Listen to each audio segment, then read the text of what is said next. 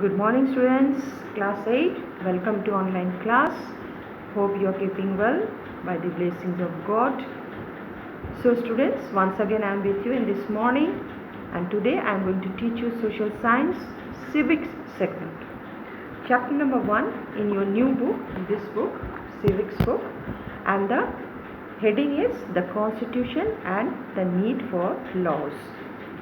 So students, you please open your notebook and pen also you take. There are some points, important points, which those points I am going to discuss. When I will tell you, you will note down. So first of all, the heading of this chapter is the Constitution and the need for laws. Why Constitution?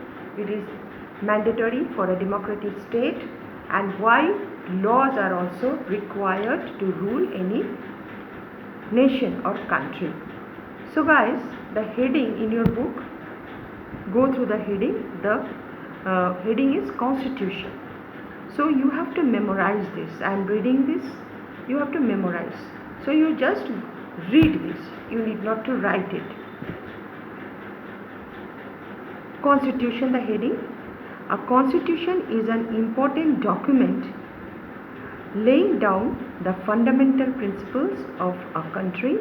The country is governed by these principles. Laws are also formulated according to them. Thus, the Constitution is also regarded as the fundamental law of country. So, you just put first bracket with pencil. You just put first bracket. You have to memorize this. This is the definition of Constitution. Why Constitution it is required and what is meant by Constitution. The Constitution is an important document laying down the fundamental principles. Those are written. India has written Constitution. Britain has no written Constitution. Britain has unwritten Constitution. It is known as conventions. But India has written Constitution, so those are all laws, rules, regulations, those are written. So, Constitution, the members of the parliamentary constitutions or the ruling party, they have to follow all the rules, those are mentioned in the Constitution. They have no right to violate any rules that is out of Constitution. Within the Constitution, all the written laws, acts they have to follow. So you will memorize that the definition of Constitution. Now let us come to the point that importance of our Constitution. Why Constitution is important for us, especially for India. You know that India has a constitutional or the parliamentary constitution. So why it is important? First point is our constitution contains valuable information regarding the structure, organs, duties and responsibilities of the government. Majority party through casting vote. Majority, the party which has got the majority vote, that party forms the government. You know that. So, information regarding the structure, organs, duties and responsibilities of the government, that majority party forms the government, and head of the party, he takes oath as the Prime Minister. Accordingly, through these laws, he or all the ministers, they have to follow these laws and they have to rule and regulate the country or nation accordingly. They cannot go beyond these laws.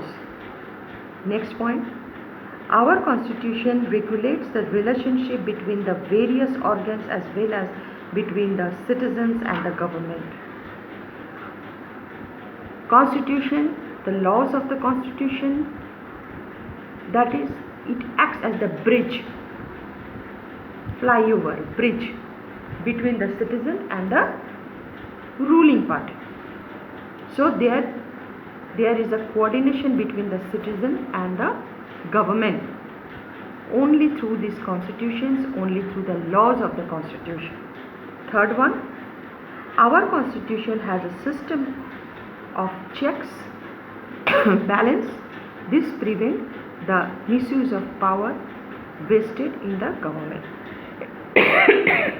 One more thing, that our constitution has a system of checks and balances.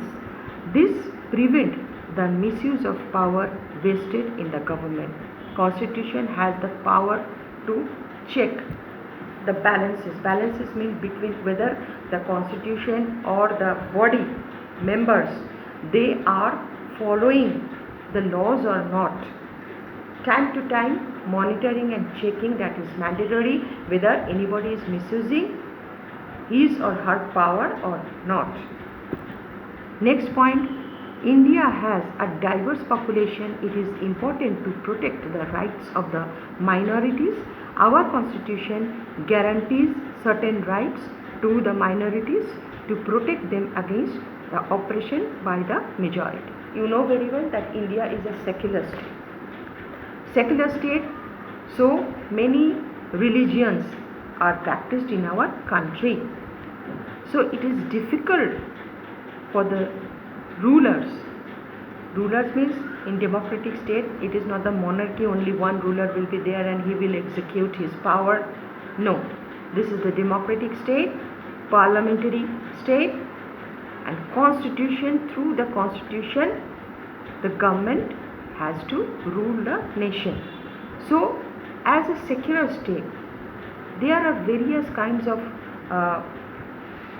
ethnicity, rituals, customs, traditions, and various religions. Those are practiced, those are inculcated by your country. So it is difficult for the rulers to maintain balance between the government and the people or the citizens. So that is also one of the points, that through those laws the government has to rule the nation, or government has to regulate it. Our constitution also guarantees certain fundamental rights to the citizen in order to protect them against any injustice by the government. You know very well, fundamental duties and fundamental rights, those are interconnected. Certain fundamental rights India's citizens, they do possess, and if anybody violates that right, action, then and there action is taken against that citizen or against that individual if anybody violates that fundamental rights. So time to time monitoring or protecting the fundamental rights, because of these fundamental rights, that they are protecting the citizens also. That is why fundamental rights, some rights are given to the citizens or the people of India. So these are the points, guys. And now, need for laws. Why laws are required for any state? That roughly you understand this, why laws are required. If there will be no laws, no acts, no regulation, then you can say that country is not civilized. The people of that, it is not called nation. The people of that country, they are not living as a civilized population. So to maintain, so to regulate, so to operate, laws are mandatory. Imposing laws are mandatory. So that is why laws are meant for the welfare. Guys, you put first bracket from under the heading need for laws. From laws are, this is the definition, that egalitarian society, bracket close, bracket close. So laws are maintained for the welfare and security of the people. They serve as means of bringing about social change and establishing an egalitarian society. Various kinds of different rituals, different customs in our country, that is called egalitarian. It is India is secular state. So one religion, specific religion, it is not practiced in our country. So to maintain this, various kinds of traditions, rituals, customs, ethnicities, laws are meant for the welfare of security of the people. Thus, they serve as means of bringing about social change and establishing an egalitarian society, bracket close.